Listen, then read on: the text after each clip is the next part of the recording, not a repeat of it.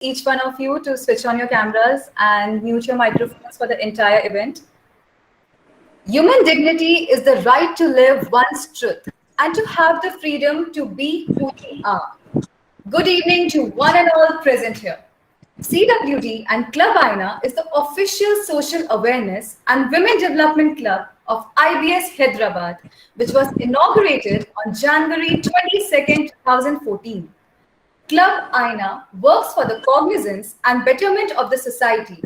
With versatile verticals, the Aaina team tries to cover every problem of the society and provides the respective solutions. Club Aaina also encourages and stands in solidarity with the LGBTQIA+ community. Hence, in order to support them and spread awareness among the community, Club Aaina has come up with the Rainbow Forum, where we create awareness about the meaning of the terms and highlight one eminent member from their community, stating their contribution so that people get inspired from them. Our initiative, Pride, Cognizance and Sangam, aim to spread awareness so that light can be shed on the LGBTQIA+ community. And now, we would like to welcome our guest for the evening, Prince Manvendra Singh Gohil. Manvendra Singh Gohil is the Crown Prince of Rajpipla, an erstwhile princely state of Gujarat, and the 39th direct descendant of a 650-year-old Gohil dynasty. He is the first member of a royal family to openly come out and gay to the world. He is the only Indian to be interviewed by Oprah Winfrey 3 times, wherein he spoke about his advocacy work. He also appeared on Keeping Up with the Kardashians. With his status and privilege, the prince decided to use his power for good and prop up the LGBTQIA+ community in India by starting the Lakshya Trust, an organization to educate the community about HIV/AIDS prevention. He is also the brand ambassador of AIDS Healthcare Foundation, India Cares, the world's oldest and largest non-profit organization for HIV/AIDS and treatment. Currently, he's developing his dream project, a LGBTQAI+ community campus at his royal establishment of Hanumanteshwar, for the social and financial empowerment of LGBTQAI+ community. We welcome you, sir. And now, we welcome everyone for the guest lecture on gender sensitization. Gender sensitization presides over gender sensitivity, the modification of behavior by raising awareness of gender equality concerns. It helps people in examining their personal attitudes and beliefs and questioning the realities of sexes. It makes people understand the difference between sex and gender, how gender is socially constructed, and the stereotypes around gender roles. It helps them determine which assumptions in matter of gender are valid and which are stereotyped. So I, Sania Bhasin, and I, Shreya Agarwal, would like to commence this evening and welcome you all to be a part of this spectacular event. Before we move ahead, we would like to request our dear audience that in case of any queries, please mention or put your questions in the chat box. Now we would like to hand over this virtual platform to our guest, Prince Manvendra Singh Gohil. Over to you, sir. Yeah, thank you so much for inviting me for this event, and I'm very happy to be part of all of you, and especially this, since you all are all the youth of India. That's all the more important for me to come and talk to you about our issues on gender, on sex, on sexuality, and particularly listen to my story. So, are there any questions for me, or should I just begin talking about my story? So we can take the questions in the end. You can start. Okay. Yeah. Okay, and how many minutes do I have to talk about my journey and my life approximately? You can start, sir, like 45 minutes are, I guess. Okay. Yeah, okay. You can start with it. Yeah, so I will begin by talking about my childhood. As you have mentioned in the introduction that I belong to a royal family. So now, of course, there is we are also like commoners. We are not anything different because we have no powers or privileges to enjoy. But definitely, yes, I'm very proud that I'm born in a family which is dates back to the 13th century, and I'm a proud member of that deputed family. And having said that, even though we don't have the powers and privileges, but we still remain the custodian of this rich cultural heritage which has been inherited by us from our ancestors. And the entire grooming of a person from a royal family such as mine, where you are the direct descendant of the dynasty, we are trained and groomed to be the future custodian.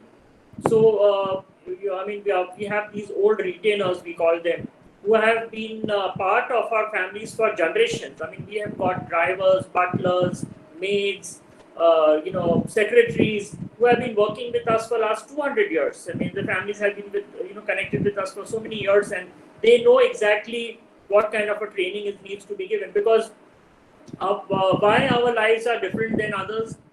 First of all, I always say that we have recorded history of more than 600 years of my ancestors. I don't think anyone in this room would be even knowing more than 4 or 5 generations of their ancestors.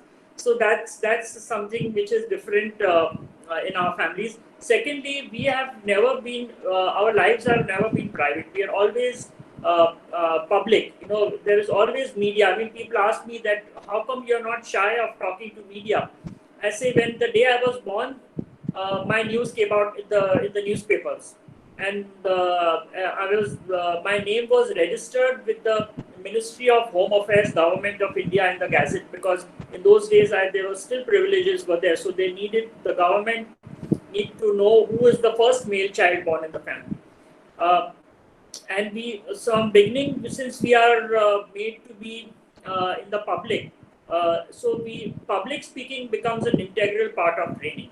We have been trained how to talk in public, how to behave with people, in what manner we need to communicate. All that training is given since you're a child. And the other side of the royal families is that we are not raised by the parents.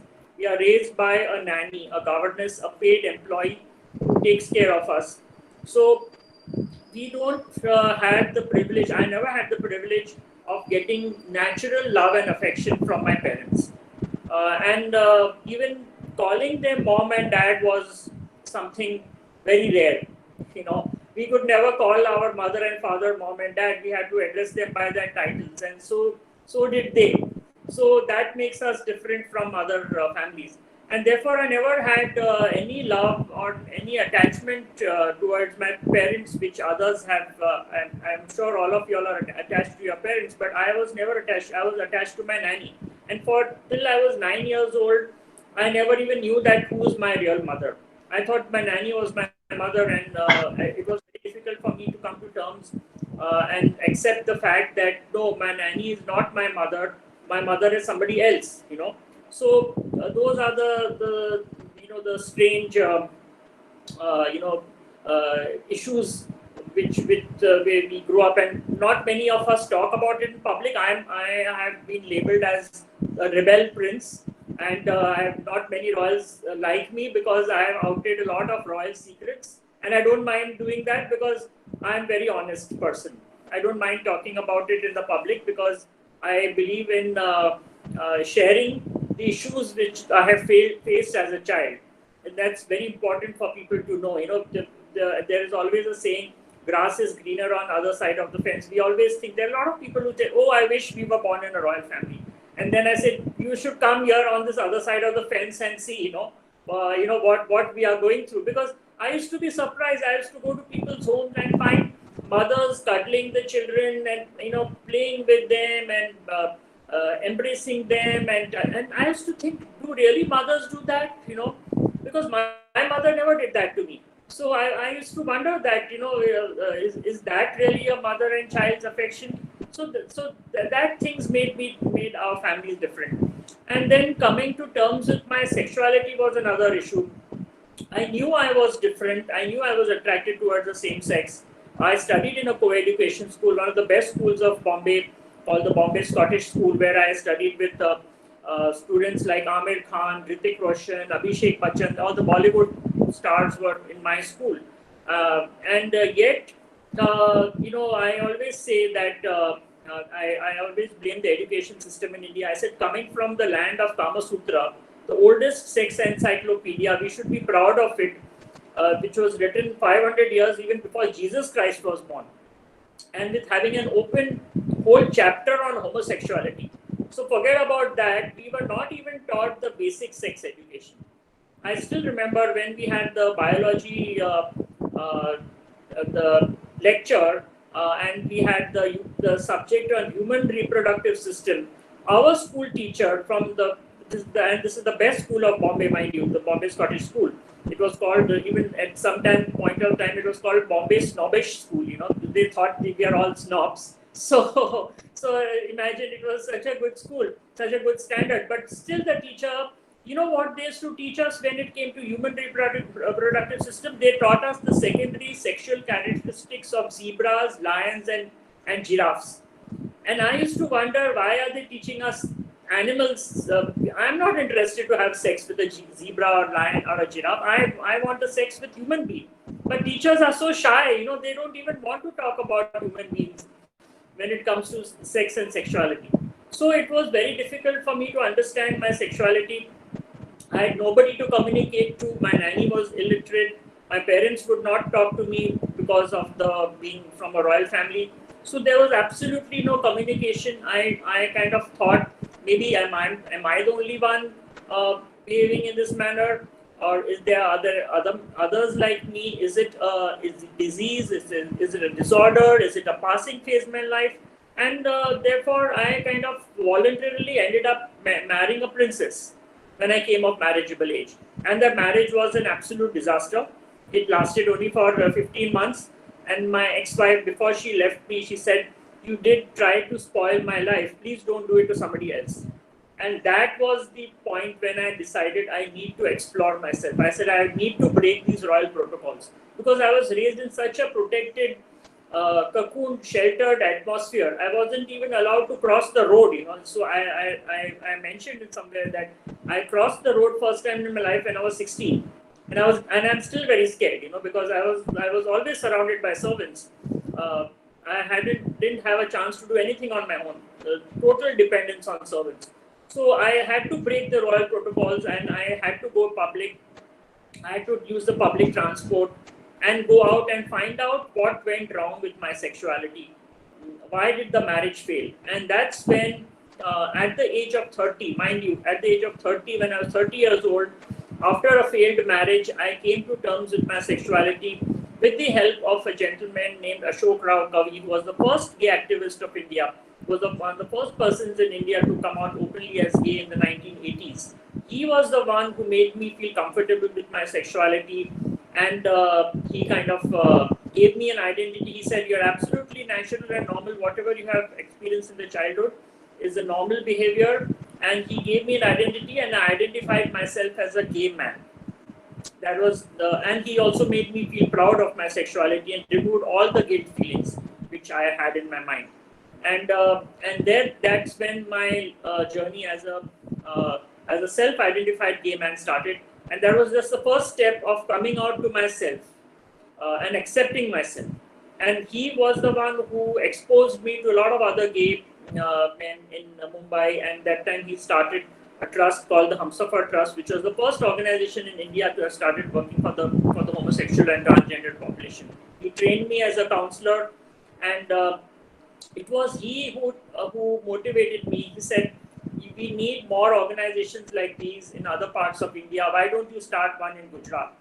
And I said, "How is that going to be possible? I mean, I'm not even out to anyone, And he said, "No, we will support you." And I would like to tell you one thing, that even though HIV and AIDS was a curse to the society, it came as a blessing in disguise to organizations like Humsafar, organizations like ours, where the government felt that they need to partner and support groups and people from the vulnerable populations. And we happen to be one of the vulnerable populations for HIV, and that is the government has coined the word men having sex with men, MSM, and the transgender, and of course we have the female sex workers and injection drug users. So they were looking out for groups, and Ashok Rao Kavi helped me form group, a group of people in state of Gujarat, and that's how Lakshya Trust was born in the year 2000, with the government of Gujarat inviting us to support us and fund us for a project on HIV/AIDS prevention amongst the men having sex with men and the transgender population. So it was very, again a very paradox situation where people could not understand that how can a government fund you and support you knowing fully well that you're gay, and on the other hand, the same government is treating you as criminals under a law. So it was a very strange situation. But anyway, we got government funding, and that's how Lakshya started. Meanwhile, I was getting pressurized from my parents, from the people of my town for remarriage, and that pressure was so tremendous that one day I just broke down and I had a serious nervous breakdown. I was hospitalized, and the doctor who treated me, the psychiatrist, fortunately, he was extremely LGBT friendly, and he volunteered to come out to my parents and tell them about my sexuality. So that was when I was around 37 years of age that I kind of came out to my family. And the first reaction of theirs was denial. They said, no, it's not possible. He had many girlfriends in school. I said, yeah, that's a fact. I had girlfriends in school, but they didn't know I had no sexual feeling towards the girls. I just liked the company of girls. Secondly, they said, we gave him the best schooling, the best cultural upbringing, which I don't deny. Yes, I got the best this upbringing, but that's nothing to do with whether you're gay or you're straight. And the third thing they said, look, he was never gay. It was persons like Ashok Rao Kavi who made him gay for his own selfish interest. So the whole blame went on Ashok, and the poor guy, he became the villain of the story, instead of trying to find that he did something good for me. But anyway, and then they went on to all kinds of conversions, medical conversions. They tried to take me to USA to get me a shock therapy. They tried to perform surgeries in my brain that he needs to, we need to do. Science has advanced so much, and there's a cure for cancer, tuberculosis, there's definitely a cure for homosexuality. And everywhere they failed, because by then science, and especially the American Psychiatric Association, had said that homosexuality is not a mental disorder. So they were rejected by the medical fraternity. And then they said, if science doesn't help, then religion will definitely help him. Then they started religious conversions. So they started taking me to all the possible sadhus, saints, babas, all over India. And I fully cooperated with them. I said, let them get satisfied with whatever they want me to do. And somebody told me, become vegetarian. I became vegetarian. One other guy said, Ram Ram likho. I started writing Ram Ram in the notebook. Another one said, Kuwe ka pani piyo. I started doing that. Another one said, yoga karo. I said, I'll do that. For 2.5 years, they tortured me and tormented me to do all these kind of things. And I fully did that. But unfortunately for them, and fortunately for me, instead of becoming straight, I became even more gay. So they were so frustrated. They said, "Oh my God, science is not working, religion is not working. Now what do we do? We need to change him. Otherwise, how will we face the world?" And then they started emotionally blackmailing me. They said, "If you do not change your behavior, we are going to remove you from all the businesses and partnerships and whatever you are doing." I was running a petrol pump. They said, petrol pump cannot be run by a gay person, so we have to remove you from that. I said, it's your wish. If you think, then you remove me from that. They removed me from their private trust, from the charitable trust. They started disconnecting me. They destroyed all my childhood memories. They said, we don't wish to have any connection with your childhood because you're a devil, so you're born as a devil. I said, okay, if I'm born as a devil, then the person who's giving me birth also should be devil, I mean, who has given me birth? So anyways, they started doing that. Then they went to the point of threatening me. They said, okay, look, if you're not going to change, we're going to tell this one and that one and that one and this one, and they'll all disconnect from you. They will stop talking to you. They'll disassociate yourself with you. I said, okay, do that, no problem. And then I thought that why not I'll make their work easier. Instead of them going and telling A, B, and C, and X, Y, and Z, let me tell the whole world. So 14th of March 2006, at the age of 41, I took this very bold step of telling a journalist who had approached me for an interview. And I said, enough is enough. I don't want to live this life of torture and for no fault of mine. And then I declared to the whole world that it was a big breaking headline news in the newspaper. The Prince of Rajpipla declares he is homosexual. And of course, my parents never expected this to happen, because they never thought that I'm going to, tell everyone, instead of them telling people. And then I myself did not know that I had created history by becoming the first member of a royal family in the world to come out openly as gay. I mean, that was news to me, of course. And of course, I call it an earthquake, with the shock waves going all over the world and going to America and Europe and whatnot. But after I came out, it was even more difficult for me to face so many challenges. And my parents, they disowned me from the royal family, they disinherited me from the ancestral property. The people of my town who used to treat me like God, like role model, they burnt my effigies in the fire, they protested, the whole town protested against me, saying that he's brought shame and humiliation to the royal family and to the Indian culture. He should be stripped of his title, he should be exiled, he should be excommunicated, and a lot of things happened. I started receiving death threats also.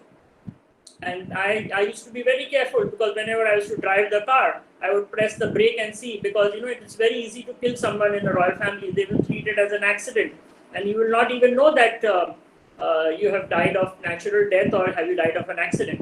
Or they could poison me, they could throw me down the cliff, and I could die. So anyway, I didn't stop at that. And one person, if people ask me from where do you gather the strength and courage, then one person who has greatly inspired me has been none other than Gandhiji. I have read the biography of Mahatma Gandhi, and I have read in the biography that on the basis of truth and honesty, he won the war of independence. He fought the war against the Britishers and freed us from the Britishers. I said, if Gandhiji could do that, then why can't I do it? Why can't I use this truth and honesty and give freedom to my brothers and sisters of the LGBT community in India who have been deprived of their basic fundamental rights? And therefore, this was the biggest tool I had. I said, let me face all the challenges, hurdles. Even if I have to die, it doesn't matter. I mean, by my getting killed, this movement is not going to end. So I continued my battle alone-handed, single-handedly. And the only comment which I made to the media was, I said, I don't blame the people who have gone against me. I blame their ignorance on the subject. Because as I said in the past, I mean, it's unfortunate that our education system doesn't even teach basic sex education, in spite of being land of Kama Sutra. So then, how are they going to be teaching us about the LGBT issues?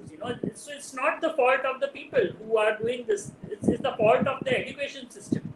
So it's duty of me as an activist to educate them, to bring them to that point where they are able to understand us. So I started doing that education gradually, and media was a big support for me. And of course, there was people like Oprah Winfrey and a lot of people who I met around the world who had a great influence on the mindset of the people. And I did 3 shows on Oprah. I broke the record of Aishwarya Rai. Aishwarya Rai was invited 2 times and I was invited 3 times. So I became the only Indian to be on her show on 3 occasions. And so that happened, and Oprah changed a lot of mindset. Oprah's interviews went all over the world because she's so popular that her all interviews went all over the world, and whichever country her show was aired, they started inviting me. So at the end of 2 years and 3 years, my entire passport was filled. I had gone to Sweden, Amsterdam, France, UK, and Sao Paulo in Brazil, Australia, Sydney, Melbourne, and Japan, and Sri Lanka, and USA, of course, and so many countries in the world I went. And the good thing which happened was that each country I met leaders of their country. I met prime ministers, I met presidents, I met governors, I met Supreme Court judges, I met United Nations officials, Hollywood, and each and every person I met, I just told them one thing. I said, please help us give freedom in India. I said, while India has got freedom on 15th August 1947, the LGBT community has been deprived of their freedom. We are still not free in this country. We still need our freedom. Please help us.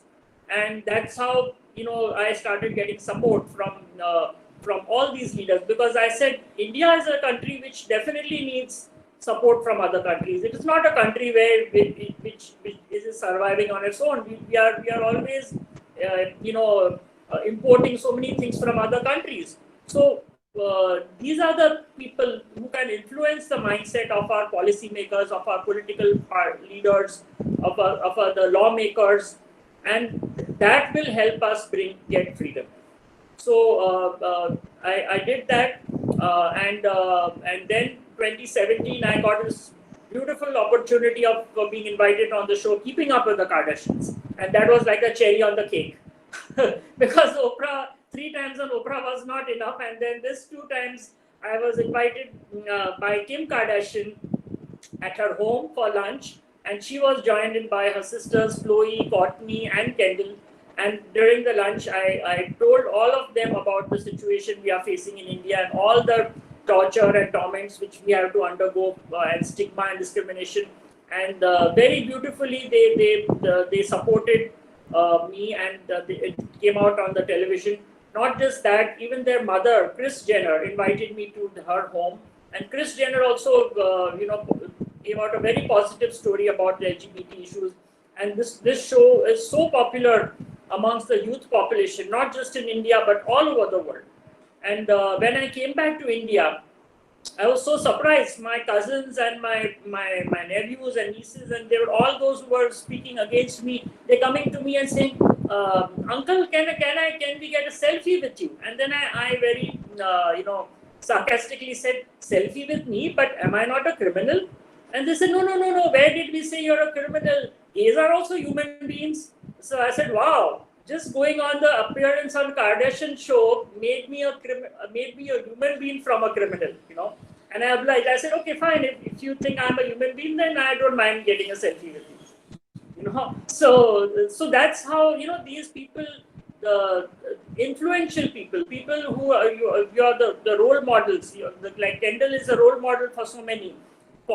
Kim is a role model for so many. These are the ones who can help us change our thinking, our mindset.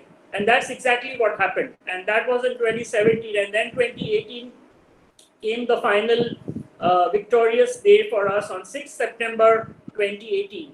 The Honorable Supreme Court, with the 5 members bench, unanimously declared that Article 377 of the Indian Penal Code, which was criminalizing the homosexual act, should be amended, and it said that the consenting, if the partners are consenting with each other of legal age, are indulging in any sexual activity within their in their privacy, then they should not be subject to punishment as it was the case in the Article 377. And that day I realized that yes, honesty does win. It is the hypocrisy which loses. It is humanity which wins. Where did those people go who went against us? Where did Suresh Kaushal go? Where did Baba Ramdev go? Where did all those saints and sadhus and sannyasis and all those people went against us in Supreme Court? Not even one religious leader could prove in the Supreme Court that we are criminals. We had evidence with us. We had all the evidence with us. We have evidence in the form of Kama Sutra. We have evidence in form of Khajuraho, and several temples in India which has got open depiction of homoerotic forms of statues and sculptures. And we have several other evidences which we had. Government of India also, the Ministry of Health and Family Welfare under National AIDS Control Organization, they also supported us and said that this article, section 377, should be amended because it is an impediment to HIV control in India. So even the government was partly supporting us. We got a lot of support from Bollywood. We got support from an organization started by parents. It's called Swikar. This is the first organization started by parents who have accepted their children as gay, lesbian, queer. So all the parents, they came together and filed a petition in the Supreme Court stating we want our freedom for our children. The Indian Psychiatric Association went to the Supreme Court and said that homosexuality is not a mental disorder. So we need this section to be amended. So there were so many petitions which were filed in our favor in the Supreme Court, and it was a unanimous judgment, which was a landmark, historic judgment, which not only was a proud moment for us, but for the proud moment for the entire world. The United Nations patted the back of Indian judicial system for making such a historic verdict. So it was a very I would say one of the most historic judgments ever any court has made in the world, which decided the case on the basis of the human rights of citizens. Because this law, which was not an Indian law. See, if it was an Indian law, I don't think this law would have been made. Because as I told you, we had Kama Sutra. There would have been laws favoring us. Rather than making laws which are anti-LGBT. It was Queen Victoria's mindset. Mind you, Queen Victoria was the Empress of India in the 1860s. It was her mindset which instigated the colonial mindset and the Victorian moralities to force to make this law against us, because the British felt threatened against India. You have to realize that there is a history behind this law getting made. It was a law which was made post the uprising where the transgender community has actually fought the war of independence. We have historical evidence that they were part of the Mughal emperor Bahadur Shah Zafar, the last Mughal emperor, who employed the transgenders in his army. So I sometimes when I meet government, I tell them, I said, it's so unfortunate that you recognize the freedom fighters on Independence Day or Republic Day. Not one government leader or representative is recognizing the sacrifice made by the transgender community for fighting the war. Why have they been left out? Why can't they realize that they have given their lives to fight our war, and that's the reason the British felt threatened, and they made the Article 377 so that they could treat us like criminals. Forget about even acknowledging what we have done, but this is absolutely injustice that the transgender community has been left out of the freedom movement when we have got evidence that they have fought for our independence. So anyway, so then this law was made. It was unfortunate that the government of India in 1947, when we got independence and we got rid of the British, India had no reason to continue laws which were made by the Britishers. Why do we have to continue? Aren't we a country which has got our own heritage, our own cultural heritage? Why can't we have laws based on our culture? Why do we have to have laws based on the British culture? We are not a country which is ruled by British anymore. We are not. That means we are still slaves of the British if we are having laws like these. Not just this, I am a law student. We got so many laws in this country which are still being based on the British culture. And I don't understand why these laws are even still there. That means we are still slaves of the British. When our freedom fighters have fought and brought us independence, why can't we have our own laws, and why we have to have still laws based on the Victorian moralities? I don't understand. Anyway, so we fought this, and the Supreme Court gave us this judgment in our favor, because this law deprived of all the fundamental rights which have been guaranteed to us by the Indian Constitution: right to equality, right to privacy, right to live with dignity and respect, and right not to be discriminated. I think the Indian Constitution came as our savior. It is one of the world's best written constitution. But it's again unfortunate, most of us are not even aware of the Constitution. I think the Indian Constitution is only taught to certain law students and some faculties. It's not taught to everyone. And therefore, we don't know our rights, and so we don't know how to protect ourselves. So I always tell my people, I said, please read the Indian Constitution. Know your rights. What are your rights? Nobody can take advantage of you if you know your rights. Nobody can, blackmail you, extort you, or do anything if you know your rights. And it was because of the Indian Constitution that we managed to get our freedom, and therefore You all may celebrate independence on 15th August 1947, but we celebrate our independence on 6th September 2018 because that is the day when we actually got our freedom. We are no longer treated as criminals in the eyes of law. We have a strong legal foundation. However, having said that, we know for the fact that in India what happens socially and what happens legally is two different things. Many people even don't want to believe the Supreme Court judgment. Even though that's the highest court, still a lot of people don't disrespect the Supreme Court's judgment and say that Supreme Court has brought doom to the country. It's gone against the order of nature, and it's going taking us backwards, and a lot of hypocrisy is there. But what we need to do as activists and what we need to do as allies is to spread the word, spread the awareness. We need to change the mindset of the society. We need to change the mindset of the people to make them believe that why it was necessary to change this law. And let me tell you one more thing. I think most of you are not even aware. Article 377 of Indian Penal Code was not just targeting the homosexual population. It was also targeting the heterosexual population. Because according to Queen Victoria, you can only have sex if you want to produce a baby. So all kinds of sexual activities which don't result in procreation, the people who are engaged in that activity are criminals. That means that even a married man and a woman in their bedrooms with the consent of each other are having sexual activity, but that sexual activity is not resulting in procreation, then both husband and wife could be criminals. Isn't it a silly, stupid, illogical law? I mean, it made no sense. And actually, nobody even bothered to change this law. It was the LGBT community who came together and knocked the doors of the court and to tell the court that, this is not now British India. It is an independent, democratic Republic India. Please change the law. So this law was not abolished. It was amended to make consenting adults to have sex with each other, and that sexual activity, you do not see what you do in your bedroom is none of the business of the government. That's up to the individual what you want to do in your bedroom, and so long as it is a consensual sex act. So there was absolutely no reason for this law to be there. Anyway, so that happened in 2018. So, but our fight has not stopped then. As I said, many people ask me, where do you have the strength to fight? I said, well, historically my ancestors have all fought wars. For the last 600 years they've been fighting wars. So I am a descendant of the warrior clan.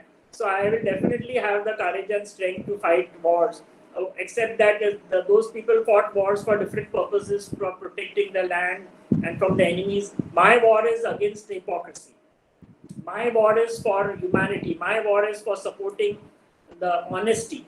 That is my war, and I am very hopeful that I will be successful in that, because I know for the fact that honesty, even though it may be considered as people say that the honesty is bitter. People are not used to listening to truth. People are so much used to listening to fake things. But at the end of the day, I want to say one word: Satya Meva Jayate. Thank you. Sir, it was such a privilege to hear from you. Sir, you're a true inspiration. Like, listening to your stories, it actually gave me goosebumps. Like, I mean, most of us can't even imagine what all that you've been through and how courageous you are. Like, it's an inspiration to many of us. Like, whoever. Thank you, sir. Thank you. And if there are any questions, I would love to. Yes, sir. We'll start with the questions. We will start with our question and answer session. So our participants have some questions that they would like to ask.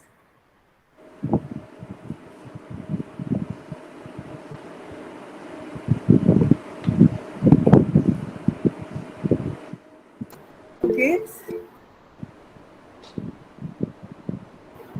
Yes, Gaurav, would you like to unmute and ask a question? Yeah, am I audible? Yes, go ahead. Yeah, sir, first of all, thank you so much for coming and talking to us. It was nice listening to you. My question is, while all of us are in this age where we are learning about things one way or the other, we are getting to learn a lot. But where do you think our parents need a counseling to accept these terms when it comes to our society as a whole? I mean, where do you think this gap can be filled, and how you think you should be going ahead with it? Yeah, it is a very relevant question. See, like when I was telling you my story, first of all, I didn't have any communication with my parents. So, parents should be counseled and told that the relationship between a parent and child should be more like a friend. You know, when that realization comes, then for the child to also talk to the parent, they will do it without reluctance or without any hesitation. I mean, and for this I say I'm talking not just for the LGBT issues. I'm also talking about so many children today are getting subject to molestation, and that happens mostly within the family. You know, not anyone from outside. Their own uncle, aunt, somebody from within the family is only molesting you. But the child is feels so threatened that he or she doesn't have the courage to go and tell the parents about it because they are scared. You know. But if the relation between the parent and child is such that it is more like a friend, the parent behaves more like a friend to the child than a parent, then the child will have the courage to tell the parent that mom, dad, this is what has happened to me. Please, help me. Please bring me out of the situation. So in school, especially now, I know for the fact that there is this parents teachers associations are there. Many schools have that. So those associations can be strengthened. They could be oriented on how to train parents to know about the children's behaviors, or how to, because the parent is the closest member you have in your family. You cannot have a much more closer. I mean, yeah, of course, if you're a hostelite or something like that, then you are away from your parents. But there also, there are two things which need to be done. One is, every school in India needs to have a school counselor, a trained counselor who can observe the behavior of children, and who should be so friendly and so approachable that the child should go freely and talk to that counselor and tell that counselor about her or his behavior growing up. Because see, when you are in that sexual maturity age, when you are undergoing puberty, that's the time when you realize your sexual orientation. I mean, it happened with me, it happened with anyone. In my times, of course, things were very different. But now things are very different than before. So that school's counselor should be one. I'll give you an example. If any one of you happens to visit Delhi, there is a very progressive school in Delhi called the Tagore International School. That's one of the most progressive schools I've ever seen in India, where the students are the trainers. The students are training other students. Their students are training parents, other school faculty members on sex, gender, and sexuality issues. So we need schools like these, where since childhood, at the right age, the right information is taught to them, so that the students are aware, and the parents we of course need cooperation of parents also. Parents also should be involved in the training. And I think it has to be we have to bridge the gap. It's not just children or not just parents alone. We have to bridge the gap in a way that proper communication happens, and thereby we can prevent from spoiling so many lives if this communication gap is removed and they are able to communicate with their parents. Yes, sir. Thank you so much. Thank you so much. So the next question is from Mehek. She asked, do you think in our country we can accomplish the goal of achieving gender equality socially and mentally? Yeah, it's very much possible. See, I have experienced it myself. Since the time I have been an activist, I've seen a lot of change happen in our society. As I said, you only need to educate, spread the awareness, because people have got so many misconceptions filled in their mind. We have to remove this. We have to actually, when I talk to people, I said we have to first unlearn. We have learned the wrong things, because our education system has taught us all wrong things. We have to first unlearn and then learn. So in fact, I have even coined one word called educated illiterate. A lot of us are highly educated, qualified, double graduate, but we are absolutely illiterate when it comes to gender, sex, sexuality, and these kinds of issues. So we need to convert them from illiteracy to literacy and teach them the right things, tell them the facts. That's how you will be able to change people's mindsets and the perceptions. Yeah, we totally agree, sir. So well explained. There is one more question from Prateek Panda. Sir, how to overcome gender inequalities in the workplace? Yeah. So at workplace, I've been doing a lot of talks virtual now because of the pandemic, a lot of virtual talks. But I mean, otherwise, I've been also been invited physically to come and talk to the employees. So it's very important for the employees to know about the diversity and inclusion issues. And it's important for them to realize, and again, here also you need to bridge the gap. It's not just the employees, but even the members of the community, who identify as different genders, they also need to be, counseled and made aware that, look, what one needs to do at a workplace and what one needs to be, take precautions about. So we have to educate the employees. We have to make them understand that, look, if there will be people from different genders, we should not have any stereotypes. We need to break the stereotypes. We need to understand that we need to respect them, and expect respect from another person. So I've been doing this D&I talks with a lot of employees, and many corporates have now have revised that even the HR policies need to be revised and made in a way where they make it friendly, they make it LGBT friendly, they make it friendly for all genders, for all sexual orientations, so that it gives a very healthy environment for you to live, and trying to see that. And again, there you need even like there are many reputed corporates. I don't want to take the names. Who have been extremely. I think there's some disturbance. Yeah, sir. Meghadas, can you mute yeah. Sorry, sir. Yeah. So there have been occasions where, like, corporate sectors have, in spite of the fact, like, they have been ensuring a friendly atmosphere, they have also violated a lot of rules. So then you have to knock at the doors of the court. There's no way out. I mean, I myself handled cases. There was a case which came to me where there was a guy who came out as gay to his boss, and he was doing extremely well in his job, and in spite of that, he did not get a promotion, but his colleague got promotion. And there he has done extremely well. And then when he went to the boss to ask him that why didn't I get a promotion, he said, you don't need a promotion. You are gay. You're not going to have a family. You're not going to have a wife. Why do you need a promotion? So anyway, this case came to me. He fought this case out. At the end of the day, he got an apology from the boss that he did injustice to his employee. You cannot discriminate with your employee just because he's gay. I mean, he also needs a promotion. He needs an incentive. Just because he's gay and he's not going to get married to a woman doesn't mean that he doesn't need a promotion. So we need to fight out matters. And as I said, 377 is a very strong legal recognition for us. Nobody can discriminate against us, but yes, we need to fight for our rights, and our Indian Constitution is something which will help us in fighting for our rights. Thank you, sir. So as we are on the topic of marriage, there's one more question from Shilpi. What can be done to provide marriage right to LGBT plus community?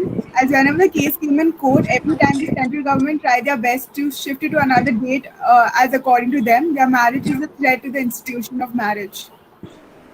Yeah, see, that's been our next step, and we did not take up this marriage equality immediately. We wanted people to settle down with the fact that the Supreme Court has decriminalized us. So that it has been 3 years since we have won our independence. So now the next step is we are trying to advocate for marriage equality, and there's already 3 or more petitions have been filed in the Delhi High Court from different couples, gay couples, lesbian couples from India, even NRIs on different acts like Hindu Marriage Act, Special Marriage Act, Foreign Marriage Act, and all the cases have been taken clubbed into one, and the Supreme Court is hearing them, though the hearings are not coming as fast as we expected because I think of the pandemic, there are many other priorities are there.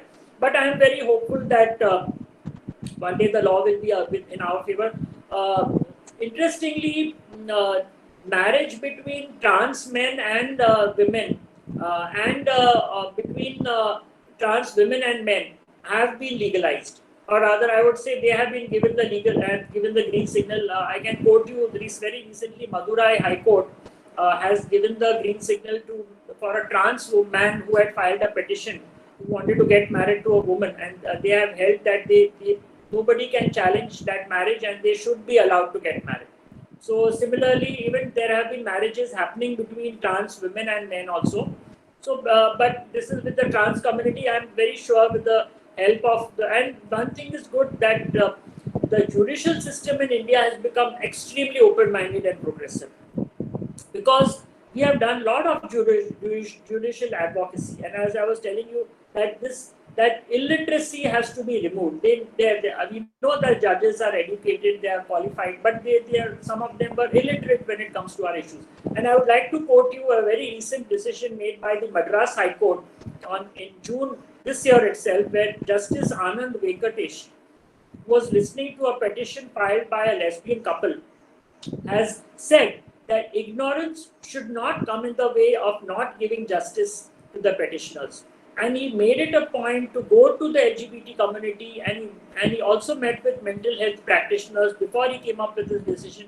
And in his decision, he has stated that he wishes to recommend to the government of India that the education system should include issues of LGBTQIA in their textbooks and curriculums, and conversions of all types, religious conversions, medical conversions, should be treated as criminal.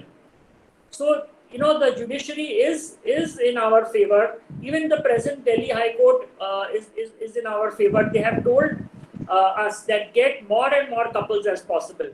At the moment we are, I think, 3 or 4 couples. They're saying get as many couples as possible. Tell them to file petitions in the court. Make your case stronger, and then we will fight for you. So I'm very hopeful that sooner or later we will definitely get marriage equality. It's just we have to wait, we have to be patient. It took us 20 years to get rid of Article 377. So I don't think it will take that long now. But yeah, I'm sure we will get marriage equality very soon. It was really insightful, sir. We have one more question in the chat box by Naman Srivastav. We see in the society that people discriminate among male, female, and other gender. So what to do so people respect these genders and treat equally? What is your say in this? Yeah, see, at the end of the day, we are all human beings. Whether you are a male or a female, you're a person of color, you're a Dalit, caste, creed, race, religion, that should not come in the way of treating a person unequally.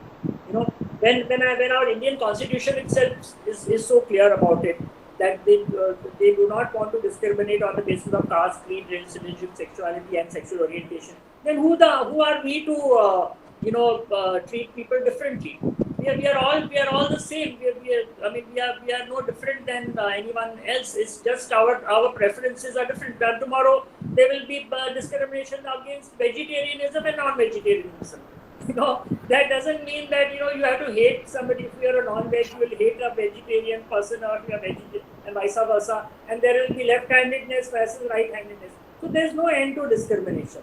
So we have to realize at the end of the day, we are all humans. We have all equal human rights, and we need to respect each other when it comes for social justice. Thank you, sir. There's one more question from Apurva. She said that I recently heard about your wish to adopt a child. It's such a hard process that even straight people find it difficult to do so. Please tell us the process and how the struggles that you're facing. Anyway, so let me clear this out. This was a media error about adoption. I was asked this question by media that how do you see your lineage go ahead, and to that I answered that my lineage is not going to stop with me. This dynasty which was started in the 13th century is not going to end with me. There will be definitely somebody to carry forward this, and in royal families it's common that there are adoptions which have happened. and very successful adoptions have happened in the past. So somebody would definitely, come forward and continue with this lineage. I personally do not wish to adopt anyone.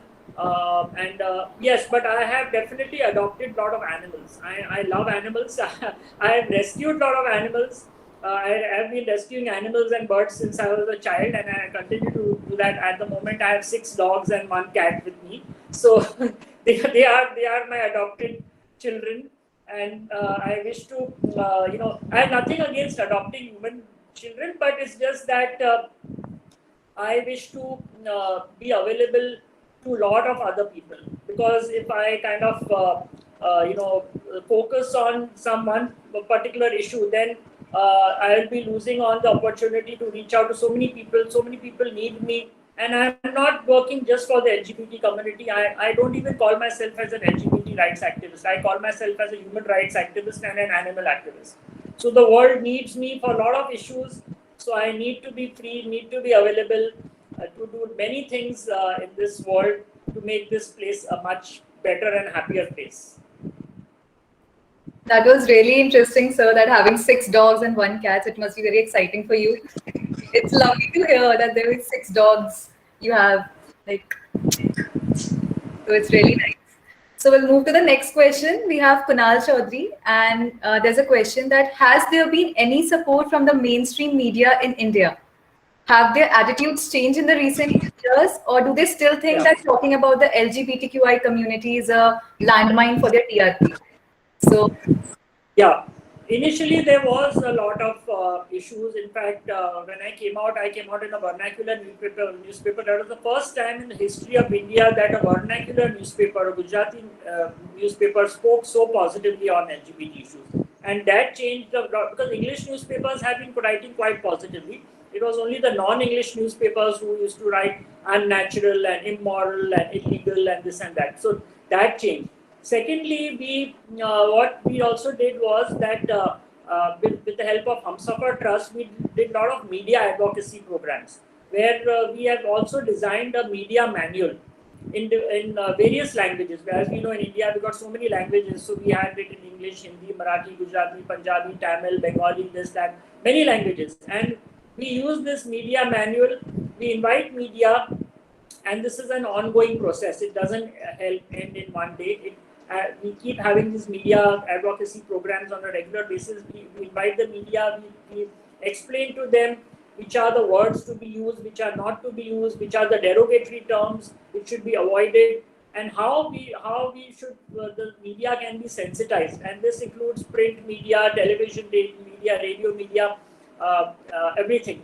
So that thereby we are able to get the media sensitized. I have been appointed as a radio host by Red FM. So I'm myself running a radio channel.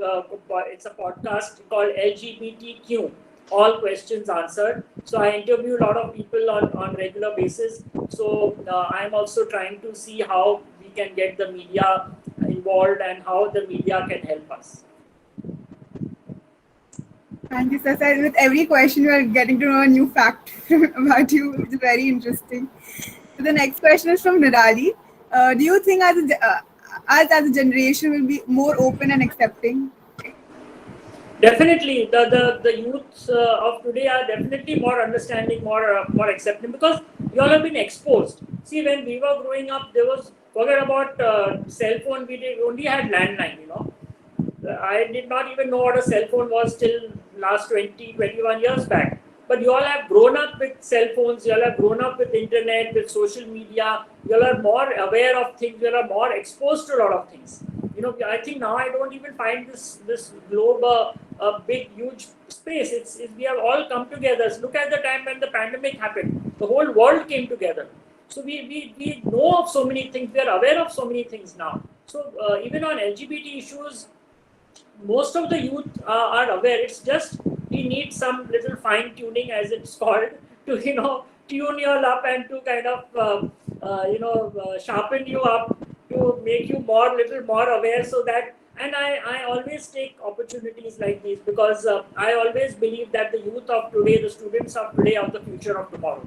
When you will grow up and become parents, you all will become better parents than today's parents.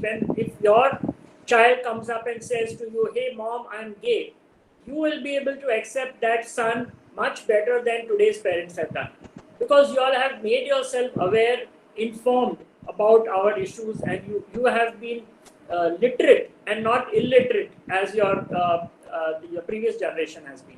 So definitely I see a big hope from the students. That's so great, sir. We would ask our participants that if you have any question, you can raise your hands also, or put your questions in the chat box. Like you have an option of raising your hands too.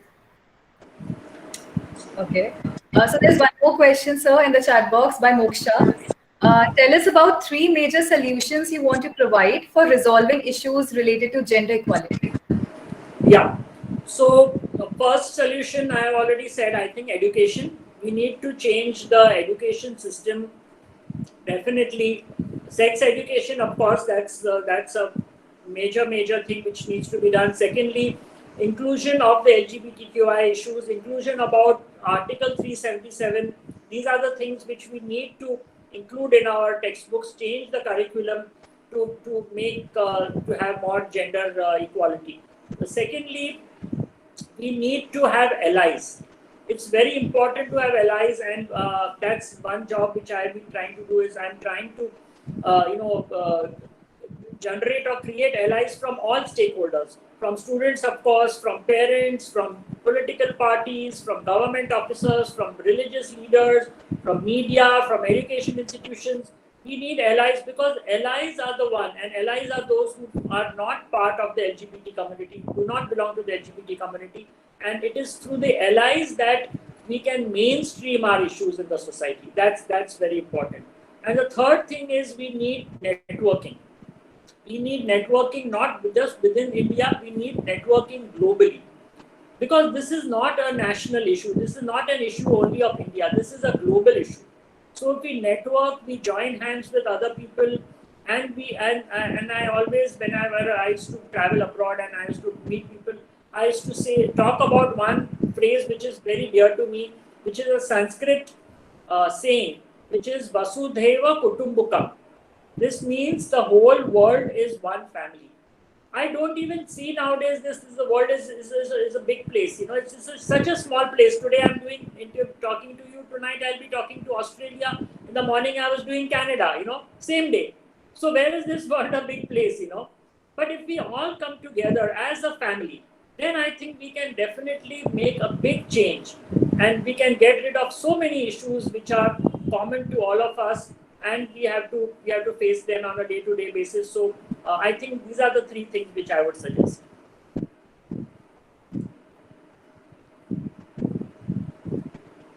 Thank you, sir. I agree. Like, this is a learning process, and education is the most important thing that I think that will help to empower people and move ahead. Also, sir, I would like to ask you some question. How do you keep yourself mentally sane and motivated with all that you've been through and all the negativity that is around you? How do you keep going? So I have some passions, some hobbies. So I have been a student of Indian classical music since I was 5 years old, and I have been a musician. I perform, I listen to music, I play the harmonium. So it definitely gives you a lot of mental peace. In fact, I've been using music for even treating a lot of psychosomatic disorders with the help of music therapy. So I've seen wonders. Animals can relax themselves, so why not human beings? So that music has been my passion, and that's something which I have been doing. Secondly, I'm also a student of yoga. So again, most of our disorders are psychosomatic, hypertension, blood pressure, diabetes, heart, everything, most of them. So if you are able to relax your mind, I think you can do a lot of things with your health. So you have to have a balance of your physical and mental health. That's very important. So yoga helps me. Music is helping me, and I definitely have a very positive approach for things. I'm optimistic of many things. And see, whenever any bad things happen in your life, we sometimes feel, oh my God, why did this happen? And we cry and trip over it. But you should look at it positively and say, even if something bad happens, you think that it has happened for your good. And that's how, with this positive mindset, if you have that optimistic approach towards things, you will easily sail through it. Let me give you this example. I mentioned to you about the death threats coming to me, as in the past, and people in my place would have been there thinking about death threats itself. I would have, killed myself, because somebody would have killed me. And believe me, I am so lucky. I actually met my assassin. Can you imagine? I met the person who wanted to kill me, and he came to me and he said that I admit and I confess that I was hired to kill you. And then I said, I was so calm and composed. I said, okay, so come on, where is your weapon? Where is your sword and gun? I'm here, standing here in front of you. Come and kill me. He said, no, that flopped. Because the contract failed. So now I have no intention to kill you, but I've come here because I was guilty conscious. And I said I couldn't die unless I come and tell you that I was hired to kill you. And only once I have apologized to you and you have pardoned me, that I will feel that I have done my job. So I said, wow, that's such a nice to know you. Come, let's sit and have coffee with each other, So we sat down and had coffee, So he's become a very good friend of mine now. So that's how you should take life, there will be ups and downs in your life. There will be all sorts of hurdles, and especially if you're a true person, if you're a truthful person, you'll have major hurdles, major obstacles, because people don't like when you speak the truth. But then, as I said, ultimately it is truth which wins. So if you are positive in your life, if you are, and I'm a very humorous person, you may be seeing me very serious now, but I'm a very fun-loving, humorous person. I like to be, having fun, and and there are times when you need to be serious, and there are times when you need fun also. So that's my approach with life. That's such a great thing, sir. Like, your stories are scary plus exciting as well. Like, there's so much to learn, like being hopeful and looking for the better future. That's always should be the motto of everyone. Like, I personally believe, like, instead of thinking of all the negative things, focus on the positive part of every situation. So that's a very nice thing. So we'll move on to the next questions of people. So Nikita has one question for you. Okay, first let's see what Pragyan has. Yeah, Pragyan. So your story is truly inspiring, and we're really lucky to have you. So I wanted to ask, like you mentioned, early education is gonna liberate us, and set our minds free, and we need to include various things in our education. But how, as youth, how do we approach, towards changing this education system? Yeah, see, you have to first, as youth, you first need to educate yourself. And for educating yourself, now there are many ways to do that. I mean, for example, today you invited me, we are several of us. Let me tell you one more thing. In India, there is something called INFOSEM. INFOSEM, it's an acronym. It stands for Integrated Network for Sexual Minorities. We are the largest network of sexual minorities in India, and I think even in certain Asian countries. We are more than 160 organizations, registered organizations, working either for the gay or lesbian or trans population, or a combination of them, all over India. Each and every state of India has at least one or more organizations. You can use this InfoSem to reach out to these organizations, collaborate with them, even intern with them, and we will be more than happy to help you to educate you on our issues, because we have gone through these challenges, these struggles, these issues in our lives. We are the best educators you can get.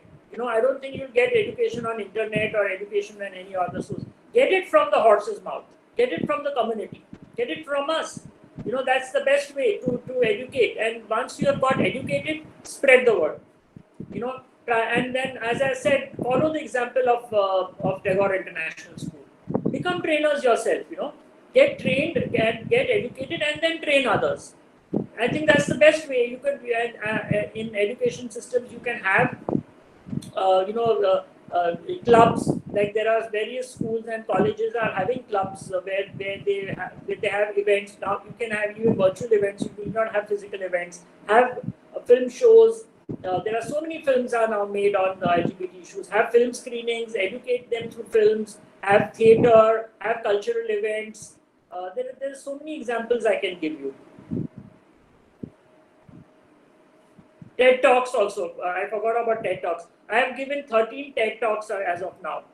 And all my TED Talks are only focused on LGBT issues. So you can have, TED Talks in your education. Invite activists, come and talk on our issues. We'll be more than happy to do that. Wow, sir. That's the only thing coming right now. So we'll move on to our next question. This question is from Nikita. Tell us about one change you have observed in society when they came to know about Section 377. See, I think Section 377 has done one big thing is that it has brought the word gay into the communication and the language and which we never used to speak about. I mean, sex itself is a taboo. Nobody talks about sex, so people are not going to talk about LGBT issues. So just the mere talking about our issues, there's so much of the amount of publicity the law has generated, the media publicity, that now at least people know, even whatever good or bad, I don't say that. People may treat us, there are homophobic people, they don't treat us right. But at least they know that what is gay, what is lesbian, what is transgender. These words have become common in our vocabulary, the day-to-day vocabulary. People are aware of these things. So that's what I think one of the biggest change, and it has also created a lot of allies.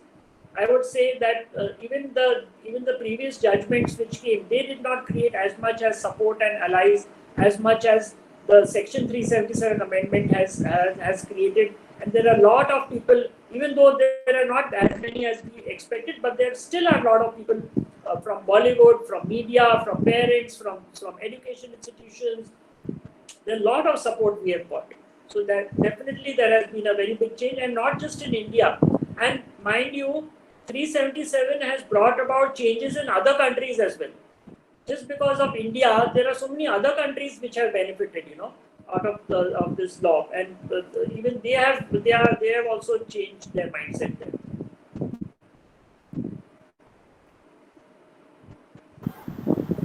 Thank you, sir. There's one more question from Komal.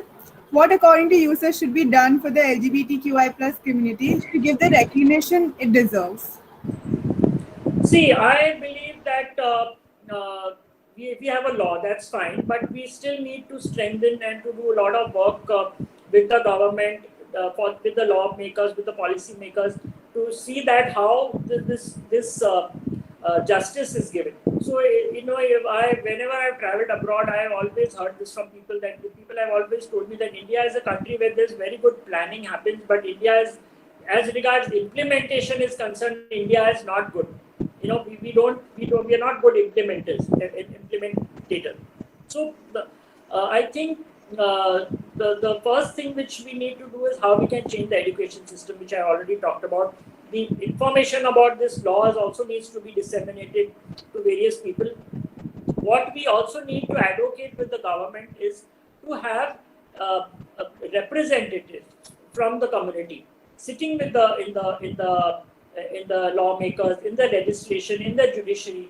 That will give us, free and fair justice to us. For example, let me give you a very recent example where the government of India, under the Ministry of Social Justice and Empowerment, declared that they want to have grant transgender shelter homes in India.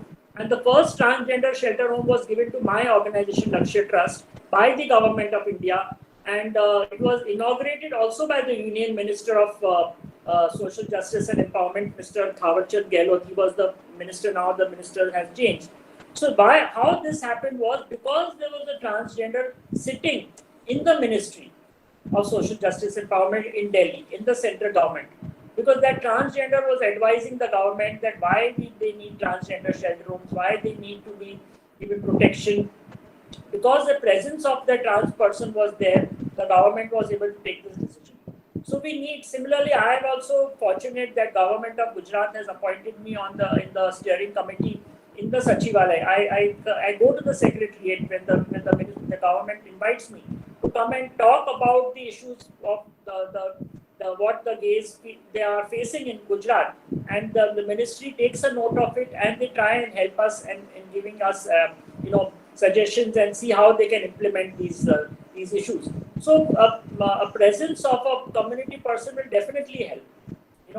And I think it's gradually happening. Even now, we have a transgender judge, we have a transgender police, we have somebody who is gay, who is in the the openly gay person in the judicial system. So who knows? There will be a time when we'll have people who are gay politicians also, or sitting in the legislation, sitting in the parliament. So definitely, when these things will happen, then we can expect a much better justice to come. Totally agree, sir. So we have a really interesting question from Shilpi Kumari in the chat box. What if tomorrow government again bring amendment and criminalize them? As when it got discriminalized, one of the MP said that they will bring amendment to this. So this is the first part of the question. So what's your say in this? So see, whatever is our fear and concern, that's not going to happen, because first of all, this law has been decided on the basis of Indian Constitution. Okay, if the government, if that MP or user wants to challenge this, they need to first change the Indian Constitution, which is not going to happen. And I don't think any country is going to change the Indian Constitution. Am I audible? Am I? Hello? Sir, your video is actually paused. Okay. Can I close my video for better? Yeah, sir. Yeah, not an issue. It's okay. So, am I audible now? Hello? Yeah, sir. Yeah, you're audible. So the change in the Indian Constitution is not going to happen, because this is a constitution which has been made with lot of efforts by Dr. Baba Saheb Ambedkar. So this law which has changed has been based on the fundamental rights guaranteed by the Indian Constitution. Unless and until if some country comes and colonizes India, like some other European country or some other country comes in and says that no, now India is under our control, and if that happens, then things may change. But as so far as this constitution is concerned, we should not be concerned about changing this law, because this is first of all the Supreme Court judgment, which is the highest authority in India, and the Supreme Court has said that this is an irreversible judgment. This cannot be challenged, this cannot be changed, and it will never change. This is a permanent judgment which will remain in power till the time India is a democratic republic, as an independent country. We hope so, and we are glad that this will continue. The next part of Shilpi Kumari's question is the marriage between trans women and men is legalized after surgery or before surgery? Because only marriage is going to provide them social securities like joint bank account, insurance, etc. So, yeah. Yeah. So see, first of all, the persons got their first rights, recognition of the rights was by the virtue of the Supreme Court judgment.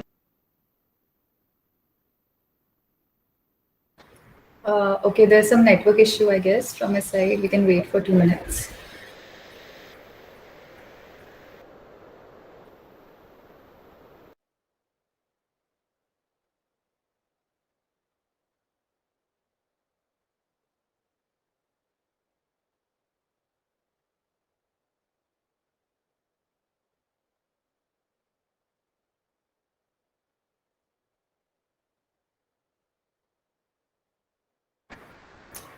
Okay, till then he joins. Let me ask you guys, how are you feeling? Like, how's your experience? How you're finding the GL? About his experience, guys. Wonderful experience, yeah. Okay, Shilpi. What about others? It was one of the best GLs I've ever attended. Yes, Sitish. Yeah, to speak such things on this kind of platform, certainly the man is with the courage, and he is example for many out there. So this is kind of insightful session. Yes, very true. Naman is writing in the chat box, it's unbelievable. Yes, truly, Naman. It's really unbelievable to be to be there in his presence, virtually only. But yeah. So yeah, Purva. It's like the story which he has conveyed through this platform is really very moving. Like I got emotional hearing to his childhood story, his struggles. Imagine he has been through it, how much he had to endure, and you're just listening. So I'm really emotional, and I do not know what else to speak. I'm speechless beyond words right now. It's on your face, Apurva, we can see. So, before that, let me request you all to please fill the feedback form, which will be shared in the chat box. So, yeah, it's already shared. You can please fill it. Until then, you can share your experiences too. Shilpi, Yes, actually, Shrey, I have a doubt. yeah. Like doubt regarding, as sir said, that it is not going to happen because it is in the constitution have made and the supreme court judgment, but it is already given in our article 33 that parliament can't surpass it by the special majority of parliament. So it could be decriminal, like they have decriminalized it. As we know, the supreme court is the highest authority, but if there is a conflict between supreme court and parliament, then with the special majority we can surpass this judgment. The first thing is thing, and the second one is that amendment could be done in constitution, could be anywhere. Like we can see the right to privacy is added into the article 21, and that was with the amendment. Even the amendment has done to the state list, concurrent list, and the center list as well. So this could be done, but like I have a doubt regarding that. Okay, Shilpi, we can wait for that doubt. Uh, let's see. We can wait for Sir to join, and then we can ask them your question. Yeah, Purva. So I also had a like a doubt, like that adoption question was actually by me, but I had one more part in that question. What struggles do the LGBTQ community usually face when they decide to have an adoption? Because I know there are many couples, same gender couples, who wanted to go for adoption, but I could never get through their struggles. And this is Okay. very touching for me. This topic is very close to my heart, so I really wanted to know about this. Okay, We'll Apurva. surely ask him once he's back and to talk more about it. Sure. We'll surely ask him. Thank you. Actually, there's some network problem from that side. Like he's joining, and again, there's some disconnection. So we can wait. I hope everybody has filled up the feedback form.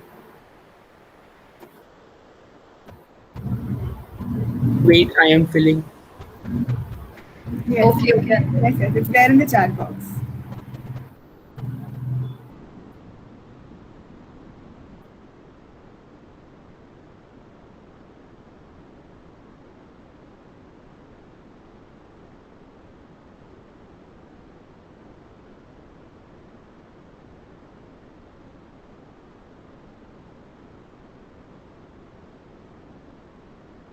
Like he's trying to join. I can see he's trying, and again, there's some network problem from that side.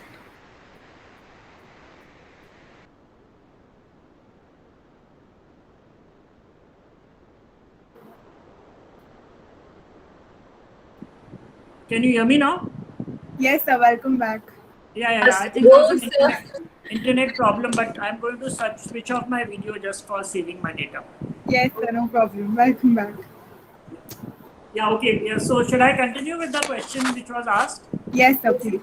Yeah, so under the Transgender Protection Act 2019, there are some changes which were made in the NALSA judgment. But in that, what has happened was that anyone who wants to identify as a trans person has to first get a certificate, an ID card issued by the district magistrate and a medical officer. So once that is done, then one is recognized as a transgender, and all the rights which have to be given by the Transgender Protection Act apply to that person. So whether you kind of have performed the surgery or not performed the surgery is not the question. It's the question of who you identify as and whether you are able to get that identity with the help of the government officer, which has been provided in the Act. So therefore, this question which has been asked will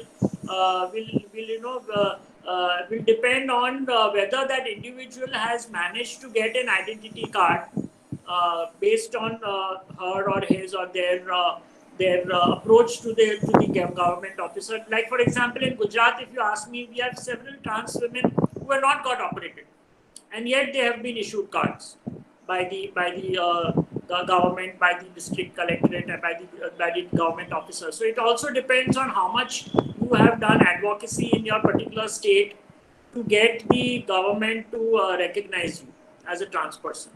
So it doesn't matter whether you're operated or not operated. So long as you identify as a trans person and you get a ID card, you are entitled to all those rights and privileges as a trans person. Thank you, sir. As we are running short on time, we'll have to end the Q&A session right here. Yes. Thank you, sir, for your insights. And yeah. And if there are any questions which are not answered, please feel free to write to me on my email address or connect with me. I would be happy to answer the question. That'd be great, sir. Thank you so much. Thank you.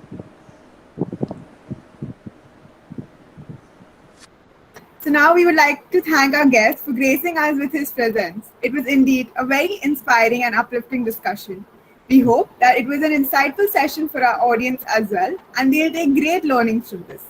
We would now like to show immense gratitude towards the Student Activities Coordinator, Madhi ma'am, and our club mentor, Padmavati ma'am, because of whom the event was a great success. We would also like to extend our appreciation towards our promotional partner, IBS Messenger, and coverage partner, Newswire. Lastly, to the audience, thank you for being so wonderful, and we believe everyone is taking back some important insights from the discussion. We hope you enjoyed this session. Thank you so much.